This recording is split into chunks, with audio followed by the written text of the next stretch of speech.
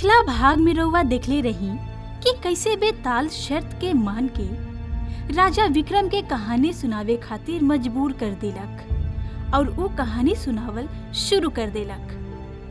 ई कहानी है काशी के राजा ब्रिजमोहन के। एक बार राजकुमार ब्रिजमोहन अपन सबसे अच्छा दोस्त महामंत्री के बेटा आयुष के साथे जंगल में शिकार करे खातिर गइलन और वापस लौटते समय एगो नदी के पास आराम करे खातिर रुक गइले। वाह, कितना सुंदर बारी ई। का कहरल बारा? के बा सुंदर? अरे अरे वो लड़की के देखा, सामने से कितना खूबसूरत लागतिया। चला, अरे तू हमरा साथे चला, ओकरा के छोड़ा, आराम करला, फिर हमनी के वापस भी जाए के बा। तू यहाँ आराम करा, हम अभी आवतानी। राजकुमार ब्रिजमोहन आयुष के बात के अनसुना करके वापस नदी के घाट पर जाके राजकुमारी के मुस्कुराते हुए देखे लगले। राजकुमारी भी लगातार उनका के देखत रहली। फिर ब्रिजमोहन के एहसास हो गई कि उनका राजकुमारी से प्रेम हो गइल रहे। तारा का भइल बा? अरे यार, हमरा लागता कि हमरा के ओकरा से प्यार हो गइल बा। त एमे उदास होखे वाला का बात बा? यार, ना तो हमरा के ओकर नाम पता बा ना राज्य, हम ओकरा तक कैसे पहुँच पाएम? अरे त एमे उदास होखे वाला का बात बा? तू ओकरा राज्य के झंडा नइखे देखला का? ऊ कर्नाटक राज्य के राजकुमारी हिया। सच में? तो चला फिर ओकरा राज्य में चले के। वो दोनों अपन घोड़ा पर सवार होके कर्नाटक की ओर चल देले। वो दोनों राज्य में व्यापारी बन के प्रवेश कैले और रास्ता में एगो बूढ़ी औरत के कुटिया के बाहर रुक गईले।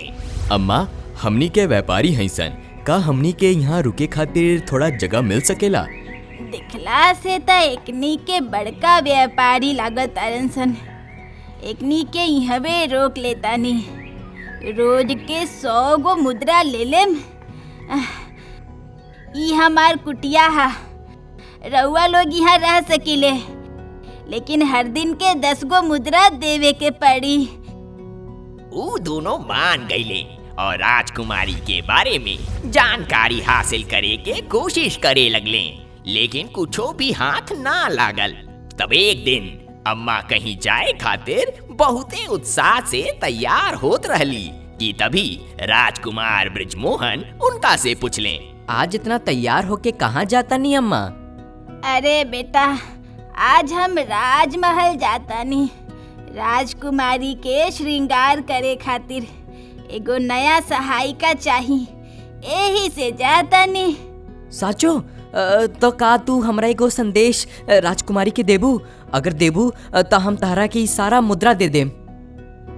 हाँ हाँ, काहे ना, बतावा लोगिन, का संदेश देवे के बा? राजकुमारी के कहिया कि 2 दिन पहले जौन राजकुमार उनका से मिले आयल रहे, वो आज ओकरा से मिले आयल बा।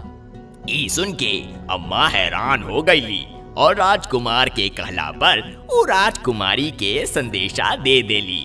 फिर राजकुमारी राजकुमार के खातिर वो अम्मा के हाथ से 10 तिल के लड्डू भिजवा देली, जेकरा देख के ब्रिजमोहन उलझन में पड़ गईलन। हाय, लड्डू के का मतलब बा? का राजकुमारी रउआ से एकरा बारे में कुछो ना कहली? ना। अरे तू परेशान काहे हो खतारा? ये 10 लड्डू के मतलब इहे बा कि राजकुमारी तहरा के 10 दिन तक इंतजार करे के कहतारी।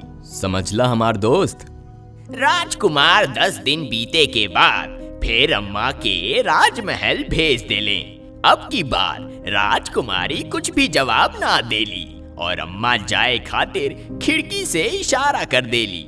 ई सुन के राजकुमार ब्रिजमोहन बहुते उदास हो गईले। हमरा लागता कि राजकुमारी जी तहरा के आज रात वही खिड़की से महल में आवे के कहले बारी। साचो? फिर तो आज हम उनका से महल में मिले जरूर जाएं। जैसे ही रात भइल, सबसे छुपके वही खिड़की से राजकुमारी के कक्ष में चल गईले। राजकुमारी भी सफेद रंग के कपड़ा के पहन के तैयार होके खड़ा रहली। राजकुमारी के देखते ही ब्रिजमोहन खुद के रोक ना पैलन और दौड़ के ओकरा से गले लग गईले। तू हमरा के अपन पास बुलावे में इतना देर काहे कर देलू राजकुमारी? हम तो बस ये देखे के चाहत रही कि तू हमार कितना इंतजार करबा। आखिरकार हम आज तारा से मिल ही लेनी। ये सब हमार दोस्त आयुष की वजह से भइल बा। का मतलब? तू तो बस हमरा से पहेली में ही बात करत रहलू, फिर हमार दोस्त आयुष उ सब के मतलब बतैलन, तभी तो हम तारा लगे आ पाई। हाँ, ई तो बहुते अच्छा बात बा। ऐसे ही वो दोनों एक साथ पूरा रात बिता देले और भोर भइला पर राजकुमारी ब्रिजमोहन के उनकर दोस्त के शुक्रिया अदा करे खातिर बहुते स्वादिष्ट पकवान दे के उनका के वापस भेज देली। इला आयुष, राजकुमारी तारा खातिर भेजले बारी। हमरा खातिर? लेकिन काहे? हम उनका के तहार समझदारी और उ सब पहेली के सुलझावे के बारे में बताईनी, यही से तो उ तारा खातिर उ सब भेजली हा। ई तू का कर देला ब्रिजमोहन? का भइल? राजकुमारी के ई बात बिल्कुल भी पसंद ना आयल हुई कि हम तहार पहेली सुलझाईनी और तू उनका से शादी के बाद भी तू हमरा चतुराई पर ज्यादा भरोसा करबा। यही से उ जरूर एमे जहर मिलैले हुईहन, ये हम यकीन से कह सकतानी। ना, राजकुमारी कबो ऐसा ना कर सकेली। आपन बात के भरोसा दिलावे खातिर आयुष्मान राजकुमारी के भेजल पकवान में एगो लड्डू लेके कुत्ता के खिला देलन, जेकरा से उ खाते उ कुत्ता मर गई। उ देख के राजकुमार के बहुते दुख भइल। हमरा उ राजकुमारी से ई सब के उम्मीद ना रहे। हम ऐसे लड़की से प्यार कईनी, ई सोच के हमरा बहुते दुख होता। हम ओकरा के सबक सिखावे के चाहतानी। तो तू आज रात के फिर से उ राजकुमारी से मिले जइहा और जब वो सूझ जाई तो ओकर गहना चुरा के चुपचाप ले आईहा और राजकुमारी के जांघ में अपन तीर से निशान बना दिहा। ब्रिजमोहन बिल्कुल वैसे ही कैलन जैसन आयुष उनका के करे के कहले रहलन और राजकुमारी के गहना चुरा के उनका पास से ले आइलन। अब हमनी के गहना के का करेम सन आयुष? एगो काम करा, अभी गहना के लेके कोनो सुनार के लगे बेचता। अगर एकरा बारे में तारा से केहू भी सवाल करे तो ओकरा के कह दिया कि पहाड़ी वाला मंदिर पर बैठल पंडित तारा के ही देले बा। राजकुमार ब्रिजमोहन एगो बड़का सुनार के लगे वो गहना लेके गईलन। सुनार जैसे ही वो गहना के देखलक तो देखते ही वो समझ गई कि ये सब राजकुमारी के गहना है और बिना देरी कैले उस सैनिक से ब्रिजमोहन के पकड़वा दिलक।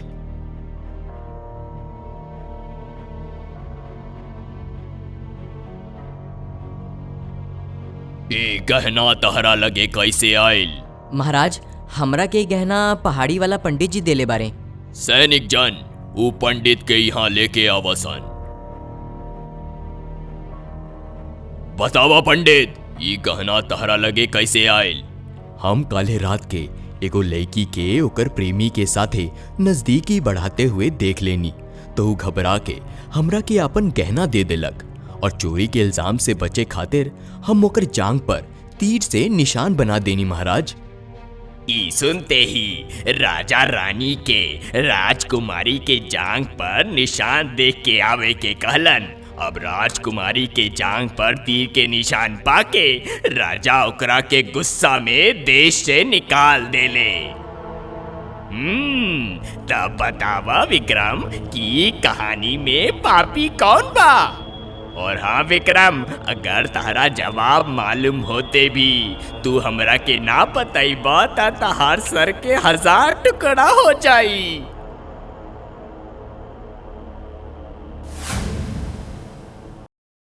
अगर रउरा लोगिन के हमनी के कार्टून पसंद आवता तो एकरा के लाइक करी, शेयर करी और सब्सक्राइब भी करी। और हाँ, बेल आइकन दबावल मत भूलें।